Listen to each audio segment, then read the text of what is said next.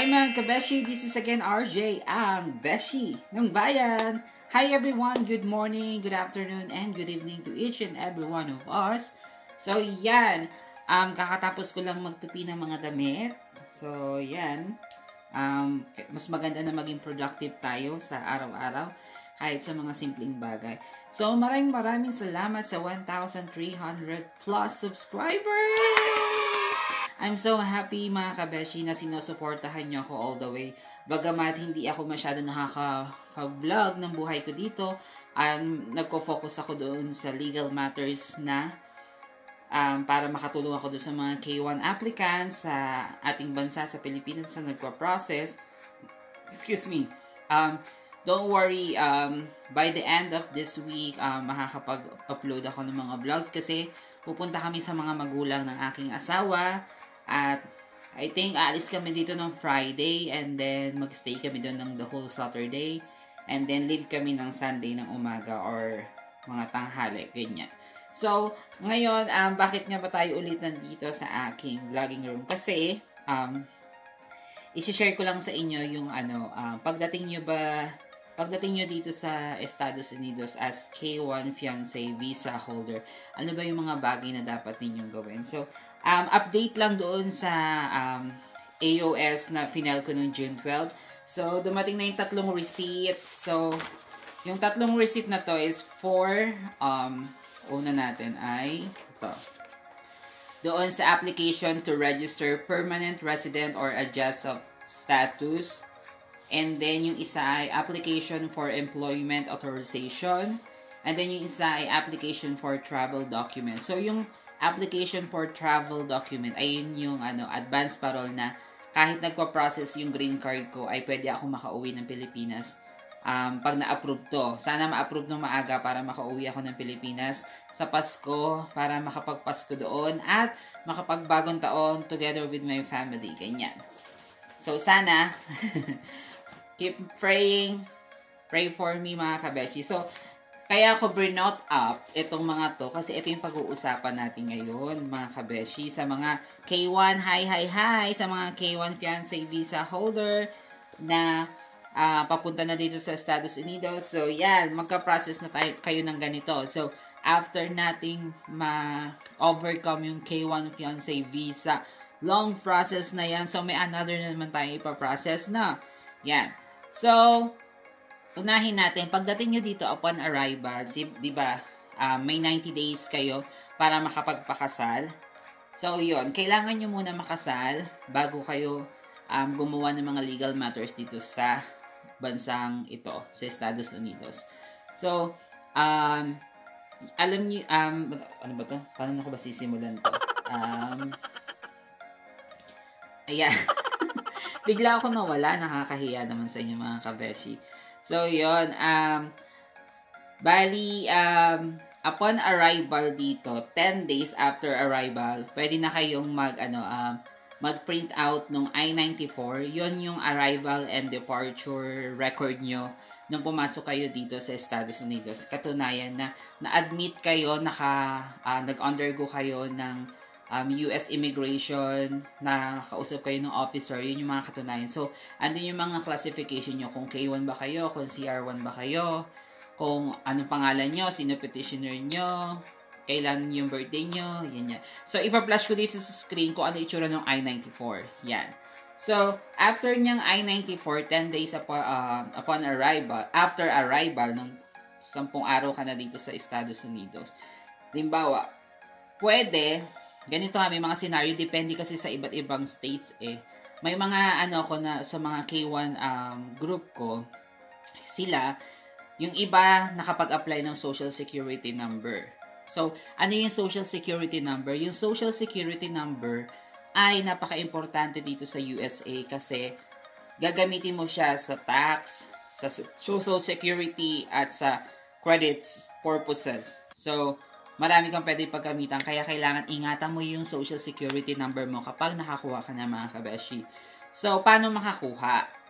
Ganito, kapag may I-94 ka na, bali pupunta ka sa Social Security Administration Office, dala-dala ang mga kalakip na dokumento, mga supporting documents like passport, yung I-94, yung birth certificate. So, it depends sa state na pupuntahan ninyo. So, ako dito sa Michigan, so, 10 days after kung mag-print out ng I-94, nag-try kami pumunta ng Social Security Administration Office.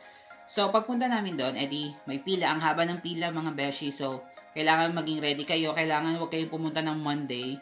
Kasi Monday, ang daming tao. Ganyan. So, pagkakuha nyo ng pagkapunta nyo doon sa office na yun, so, ibibigay nyo yung mga documents. So, na-experience ko, hindi ako binigyan ng Social Security number kasi hindi pa daw ako kasal. So, yan. Isa yun sa natutunan ko dito. Sa Michigan to, Kent County. Yun. Yun kami punta. So, sa ibang state, nakakakuha agad ng Social Security number. Pero dito sa Michigan, hindi ako nakakuha agad. So, ang sinabi sa akin, magpakasal muna kami, tapos balik na lang ako. So, yun. After ko makasal noong May 8, 2019, bumalik kami.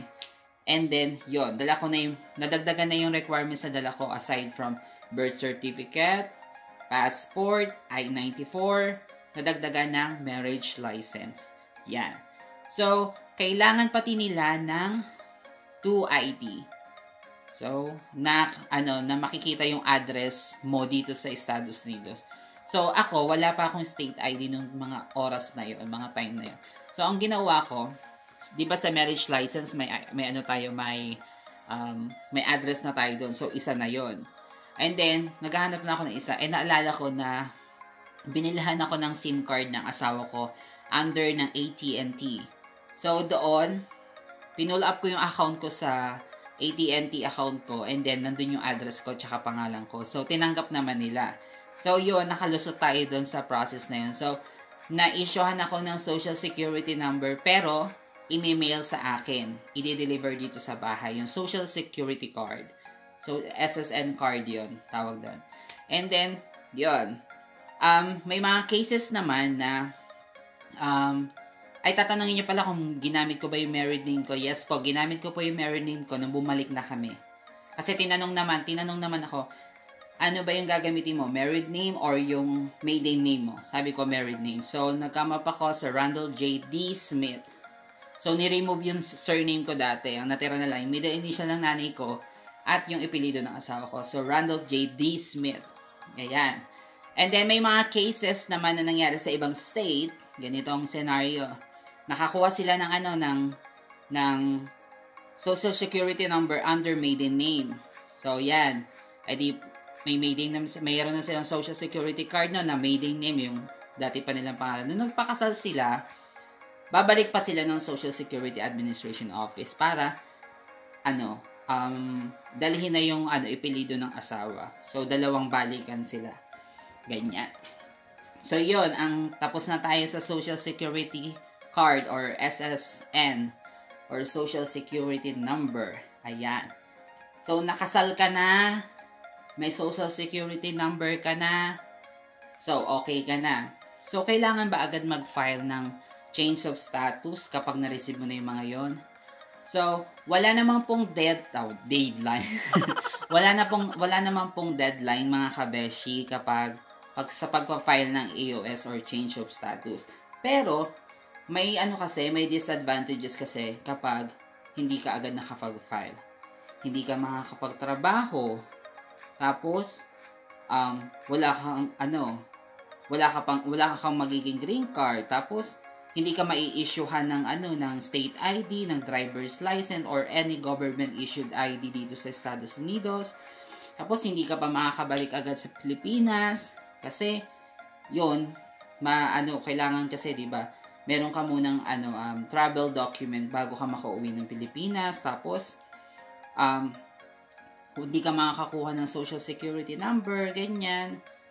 So, yun yung mga disadvantages kapag hindi ka agad kapag hindi ka agad hindi ka agad nakapag-file nitong AOS to. So, dun sa AOS, sa adjustment of status, aside doon sa adjustment of status, pwede mo na rin isunod or isama dun sa packet mo yung employment authorization tsaka yung travel document or advance parole. So, tatlong folder yung kailangan dun sa pocket mo. Kung gusto nyo lang naman. Ganyan. Choice nyo pa rin kung ayaw nyo umuwi ng Pilipinas, kung ayaw nyo muna magtrabaho, pwedeng adjustment of status lang muna yung i-file ninyo. Kasi po, may kamahalan. Oh my gosh. So, ang fee po para sa adjustment of status ay $1,225. Diba? Laki! Diyos me, Marimar. Saan mo namang sulok ng mundo yan kukunin? Saan mo namang kaban at baul yan kukunin, mga kabeshi, no? So, ayan. May mga cases talaga na ganyan na yung mga asawa natin, syempre hindi naman kayamanan, maging realistic na hindi agad talaga makakapag-file. Which is okay lang naman. Wala kasing deadline. So, pag may deadline yan, talagang, mapipilitan yung mga asawa natin. So, I'm lucky lang kasi, may budget tayo mga kabeshi, kahit paano, may sumobra dun sa mga kaban natin. Pero, medyo, ganyan tayo sa pera nung nag-file kami nito. So, yan. Ano ba yung mga requirements doon sa pagpa-file? So, sa pagpa-file ng adjustment of status, so, kailangan mo ng mag-compile ba ng mga documents kasi mahaba-haba to, maraming documents. So, ibibigay ko sa inyo mga kabeshi ang mga requirements. Yan. And then, maglalagay ako ng mga links sa baba para maklik nyo mga sample forms, sample cover letter, list of requirements, at by the way, napakalaking tulong ng visaharmony.com, www.visaharmony.com. Yan. Napakalaking tulong yan pagdating sa pagpa-file or pag-fill up ng mga forms kasi medyo tricky, masyadong maraming tinatanong sa mga forms. Yan, unlike dun sa K1 visa natin, mas marami ngayon. Pero madali na lang kasi nandito na si asawa, nandito na si jowa para tumulong sa atin. Pero sa case ko, ako pa din ang gumawa. Which is okay lang naman. Kasi diba, as asawa, gagawin mo lahat para sa asawa mo. Ganun yan! So mga kabashi, kung ready ka nang mag-file ng adjustment of status mo, mag-prepare ka na ng 3 folder para dyan. Unang folder ay para sa AOS folder. Pangalawang folder para sa working authorization. At pangatlong folder ay para sa travel document or advance parole. So, let's start doon sa unang folder. Doon sa I-485 adjustment of status folder. So, ito yung mga list ng documents na nakalist dito sa visaharmony.com. So, una dyan ay yung cover letter. So, yung cover letter natin, nandun na yung mga list of documents na final natin. So, magkakasama siya. Kung ano yung nasa 3 folder, magkakasama na siya. Lahat ng documents nandun siya. So, ipa-flash ko sa screen para makita ninyo yung sample ng cover letter. So, pangalawang requirements ay yung payment of $1,225 para yon sa filing fee and biometrics fee. Pwede nyo siyang bayaran through credit card. May sample forms ang binigay ang USCIS para sa atin. Pero sa case namin, through check namin siya binayaran. So, isasend nyo siya, i-order payable nyo siya to US Department of Homeland Security. Yan. So, ito yung sample check. Ayan.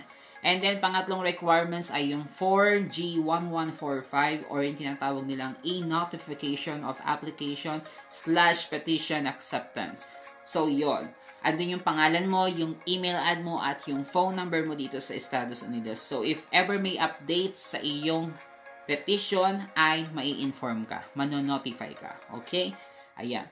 And then, pang-apat na documents ay yung na-sign mo na-fill upan mo ng Form I-485 or yung application to register permanent residence or adjust status. So, makikita niyo yung sample link or sample form yan sa baba, sa description box ng video na to. Okay, mga kabeshi? Click nyo lang yan. Okay? And then, panglimang, panglimang requirements ay yung photocopy or yung original copy kung gusto niyo submit yung original copy pero mas better na copy lang para pagdating ng interview ay maipapakita kayong original copy. So, based dito ay copy lang. Photocopy, scan copy, yan. Ng I-797 Notice of Action 2. Okay? Yung Notice of Action 2 nung K1 visa na approved tayo. So, yon Notice of Action 2 ang kailangan. And then, pang-anim ay copy of NVC acceptance letter with the case number. So, yung NVC letter na na-receive natin sa Pinas, so, isa rin yon sa requirements sa pag-file ng adjustment of status. And then, pang-pito, copy ng marriage certificate. Kasi, diba, hindi ka makakapag-file ng AOS hanggat hindi ka kasal. Yan. So, kailangan meron kang photocopy ng marriage certificate, marriage license, kung ano man tawag yan, yon. And then, copy ng yung birth certificate, copy ng biographic page ng passport mo, yan, kabeshi, kasi tayo na yung magiging ano nito applicant nito, hindi na si asawa. So, ano natin, passport page natin. And then, copy ng K1 visa page natin na makikita nyo sa inyong passport. Kaya ipa-plus ko sa screen para mas klaro tayo.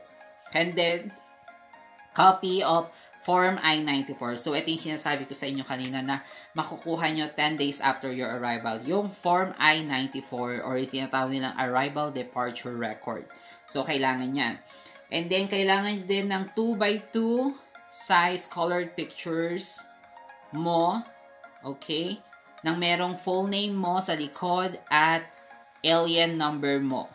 Alien number, kasi diba dati, pangalan lang natin yung nilagay natin sa 2x2 picture natin sa likod. Ngayon, pangalan natin with alien number. So, paano mo malalaman ang alien number mo? Nasa NOAA 2 po, ang alien number, or nasa NOAA 1. It's either of the two. Andun lang yon. Nakalagay doon, A, tapos followed by the number. So, yun yung alien number mo. Yan. Ilang piraso po? 2 piraso ng 2x2 para sa first folder, para sa AOS. Yan. And then, copy of DS3025. So, ano po yun? Ayun yung vaccination documentation worksheet na binigay sa atin ng St. Luke's Extension Center. Bago tayo i-interview. Diba? Nung kinuha natin yung result, yung sinabi sa atin na picturean natin back and forth. So, ayun po yung isasama natin sa ating mga requirements dito. And then, para po sa next, ito, applicable lang to yung itong sasabi ko sa inyong next na, na document, yung sealed envelope for the Form I-693 Report of Medical Examination and Vaccination Record, signed by a USCIS recommended civil surgeon. Yon. Ito pong form na to ay para po to doon sa mga nag-positive sa sputum doon sa SLEC. So, kasi may follow-up check-up sila dito pagdating dito sa Estados Unidos. So, yon, i-clear sila ng civil surgeon. So, kailangan nila yung sealed envelope na yon. So, doon naman po sa mga kulang ng vaccine doon sa Pilipinas, like me, hindi ko alam kung bakit ako sinuwerte ng mga oras na yon na wala pong stock ang SLEC para sa measles vaccine. Kaya hindi ako na bakunahan noon. Kaya pagdating ko dito, pumunta agad ako sa, sa isang hospital dito, government hospital siya, para makapagpabakuna ako. At nagulat ako nung pinakita ko yung worksheet na binigay ng SLEC, lahat po ay inulit. Hindi pala inulit, dinagdagan kasi pa-expire na daw tong ganito, kailangan ko ng vaccine ng ganito. So, 7 vaccine po. Akala ko isang vaccine lang para sa measles. So, naging 7 po ang vaccine ko pagdating ko dito sa Estados Unidos. Pero, hindi ko sinasabi, okay, ulit. Hindi ko sinasabi na lahat ng na-experience ko ay may experience ninyo. Depende po yan sa state na pupuntahan ninyo. Kung kompleto naman kayo sa bakuna, wag po kayo mag-alala. Hindi nyo may experience na experience ko. Ako po ay kulang sa bakuna. Yan. So, tapos na tayo dyan. And then, pang 15, na requirements doon sa unang folder ay ang affidavit of support or yung I-864. Yan. kailangan sign ni asawa ay sinayin natin. Syempre tayo yung magpi-filled up and then pipirmahan yon ni asawa kasi sila yung sponsor natin. So, para po sa mga disabled at retired na mga may asawa na pupunta dito, para po ma-assure nyo na pasok kayo sa poverty guidelines, para makita nilang pasok kayo sa poverty guidelines. So, ang ginawa ko po ay nagdagdag ako ng mga documents doon under ng affidavit of support kasi ayoko na yung maki-question pa ulit, ganyan-ganyan. So, may sample form po, ayan. So, dun sa sample form na yan, pag binasa nyo siya, optional po kung ipapasok nyo ang Form 1040 para makita nilang may kita ang asawa nyo na pasok sa poverty guidelines. So, ang asawa ko po ay $54,000 ang kanyang yearly na nakukuha. No? Kasi nga, disabled na siya, so nakakakuha siya ng disability pension. And then, yung isa naman, nakakakuha siya sa isang union. So, total of $54,000. So, para naman po dun sa mga employed ang mga asawa, so, kailangan po ng employment letter, recent 3 months pay stubs, tapos yun nga, yung 1040 last 3 years, tapos copies of W-2s, tapos yung IRS, ayan, sinasabi ko sa inyo, napaka-importante niyang IRS na yan, di ba? Ang daming mga, what you call this, ano man tawag dun sa mga nade-delay sa Pilipinas? 221G, yan. Maraming na 221G kasi hindi sila aware na yun yung bagong requirements ng USCIS. Kailangan may IRS kasi yun, parang ayun yung summary ng lahat ng kita ng ating mga asawa. Ayan, tapos, biographic page ang passport ng ating mga asawa. Kasi nga, di ba, sila yung ating sponsor, so kailangan nila makita yung biographic passport page ng asawa natin at yung birth certificate ng asawa natin. So, ang ginawa ko kasi, pa-expire na yung passport ng asawa ko, so nilagay ko yung license. Pero nag-renew naman na yung asawa ko ngayon. So, ayan yung magiging under nung affidavit of support, yung mga documents na yung sinabi ko. So, yan. Pang-anim, kapag hindi daw po hindi na-meet ng mga asawa natin yung poverty guidelines, so kailangan nilang magdagdag ng co-sponsor. So, any family members niya, kung anak man niya na may trabaho, pwede niya maging co-sponsor. So, ayan yung first folder ng ating adjustment of status. First folder, okay? Yan yung first folder, mga kabeshi. Ang dami ng requirements, diba? So, let's move on to the second folder. So, mga kabeshi, tapos na tayo sa adjustment of status folder. So, let's move forward para sa second folder, yung I-765 or yung EAD folder. So, ano nga ba yon? So, itong folder na to ay para sa iyong application for employment authorization. So, ano yung mga requirements na kailangan mo ipaloob doon sa folder na yun. So, unang-una is yung Form G1145. Ito yung e-notification of application/petition acceptance. And then, pangalawa ay duly accomplished and signed Form I-765 or yung application for employment authorization. So, ililink ko down below yung sample form nila and then, ililink ko din kung paano nyo siya i-filled up. Okay? And then, copy of biometric. Lagi ko sinasabi biometric. Excited na siguro kung mag-biometric. And then, yan. Copy of biographic page of your passport. And then, copy of your K1 visa page. Yung K1 visa page na plinesh ko na kanina. And then, copy of your Form I-94 or yung arrival departure record mo nung na-admit ka dito sa Estados Unidos. And then, copy of your marriage certificate or marriage license. Okay? At huli, 2 piraso ng 2x2 picture na may pangalan mo sa likod, complete name with alien number. So, i-move ko nga itong camera. Ayan. So, tapos na tayo sa pangalawang folder, di ba? Unti lang ng documents dyan. So, Punta na tayo dun sa pangatlong folder. Yung pangatlong folder po ay para dun sa I-134 or yung AP folder, application for travel document. Ayan. So, pag nagpunta kayo sa mga group, oh, kamusta na yung EAD mo? Kamusta na yung AP mo? Ganyan. So, tinatawag nilang combo yung EAD tsaka AP, yung employment tsaka yung travel document. Kasi minsan nauuna yung dumating. Minsan naman, nauuna si green card, wala pa tong dalawa. Minsan naman, basta iba-iba state eh. So, magkakarambola. So, ayan ha, depende lang po yan mga kabeshi sa mga state na pupuntahan ninyo. So,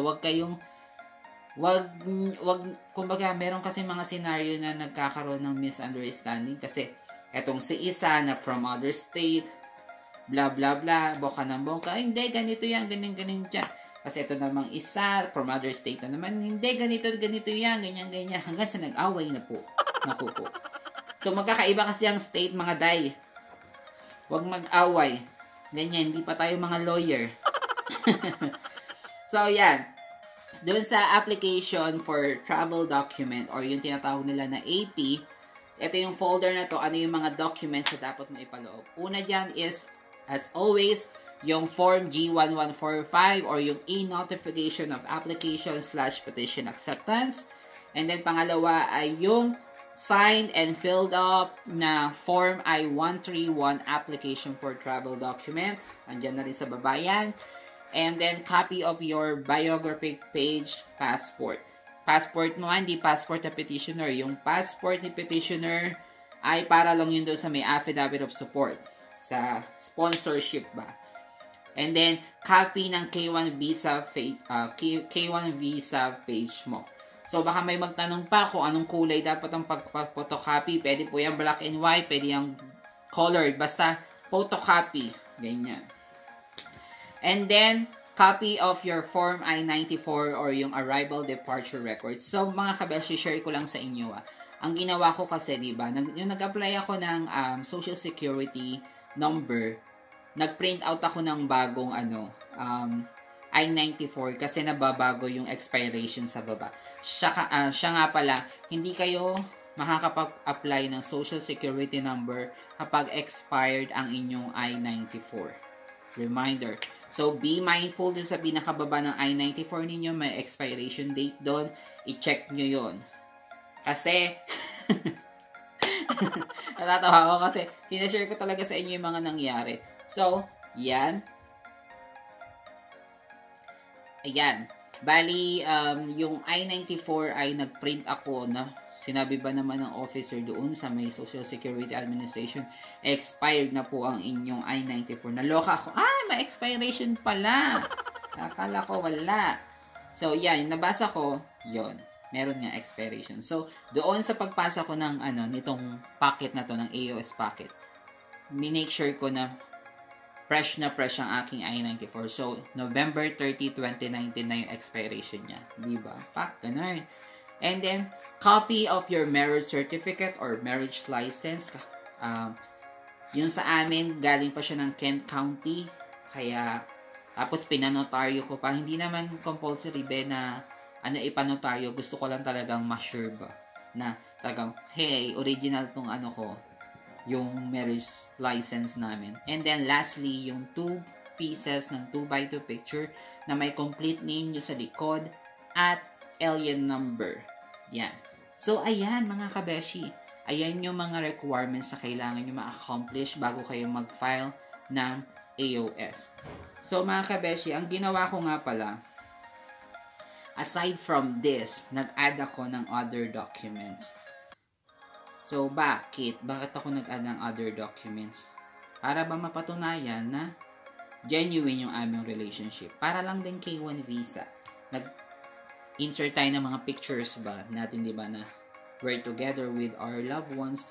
So, ang ginawa ko, gumawa ko ng isa pang folder. Thank you nga pala kay Mark na nag-share ng kanyang cover letter na kasama to. So, nagkaroon ako na idea para, para madagdagan ba? Para ba maging strong yung aking, vinyl. So, Baka na naman magtaka, bakit ang kapal-kapal ng aking AOS packet. Yun nga po, ang nagpakapal doon ay yung 3 years na 1040, Form 1040 ng asawa ko. Tsaka yung disability pension record, tsaka yung union record. So, kaya siya makapal. Okay? So, ito, yung isang folder ay para sa proof of genuine and ongoing relationship. Ayan. So, dun sa, sa packet ko ng AOS, makikita nila to. Yung wedding photos namin ng asawa ko. Photos before and after the wedding. Tapos yung wedding ceremony program. Yung copy of wedding expenses receipt. Tapos, yung photos of wedding gift cards na bigay ng mga dumalo ng kasal. And then, photos of wedding congratulatory cards. Yung mga greeting cards, ganyan. And then, gift cards pala yung sinabi ko kanina. And then, yung joint bank account namin ng mister ko. Tapos, yung sa joint bank account, aside dun sa proof na joint kami sa mga bangko namin, meron din kami ng copies of debit card na parehas kami ng number. And then, credit card, tapos sample checks na pareha. Yeah. So, ang ginawa ko nga pala, ang pinambayad ko dun sa aking AOS ay under my name na. So, check ko na. Yan. Tapos, yung panghuli ay proof of address. So, sa proof of address, di ba, meron tayong mga nare-receive na mga mail from Kent County, mga ganyan. Basta yun. Pinapotocopy ko yung katunayan na may dumadating na mail dito sa bahay, sa address na to, under my name. So, yan mga kabeshi. Tapos na tayo sa pag-share ko sa inyo ng mga laman ng aking AOS pocket. So, yan. So, ito na yung natin, updated na AOS timeline. So, nung June 12, nagpasa kami ng packet. June 13, na-receive ng USCIS. June 20, naka-receive ako ng text from USCIS. Yung 3 receipt number magkakahiwalay. Baka magtaka kayo maka-receive kayo ng 3 iba-ibang number. Talagang 3 magkakaibang number yun kasi iba-iba ang magka-process nung ating Pinail. Diba? 3 kasi yun. And then, June 24, yon na-receive ko na yung hard copy. Yung NOAA 1. Notice of Action 1 to. Ayan. Yan mga kabeshi. Sana nakatulong ako sa inyo. Sana, sa mga nagko-process dyan, sa mga magpupunta dito sa Estados Unidos under ng K1 visa. Yan. Ayan yung mga mga possible ninyong gawin kapag magpa-file na kayo ng AOS, pag nakarating na kayo dito, ganyan. Ayan, sana nakatulong to. Sana talaga comment down below kung makakatulong to sa inyo. Comment down below kung nagustuhan niyo tong video na to, and don't forget to like, subscribe, and yan, hit mo yung notification bell sa baba para updated ka sa aking latest upload. At sooner or later, maggagawa ako ng video vlog kasi parang namimiss ko na rin siya. Kasi medyo nag-focus na ako sa legal matters, which is hindi ko naman pinagsisisihan kasi alam ko na may natulungan akong mga kapwa ko Pinoy. Yan. By the way, ayoko nang patagalin pa to kasi masyado nang mahaba tong video na to. Ayoko kayong maboard. So, this is again RJ, ang Beshi ng Bayan!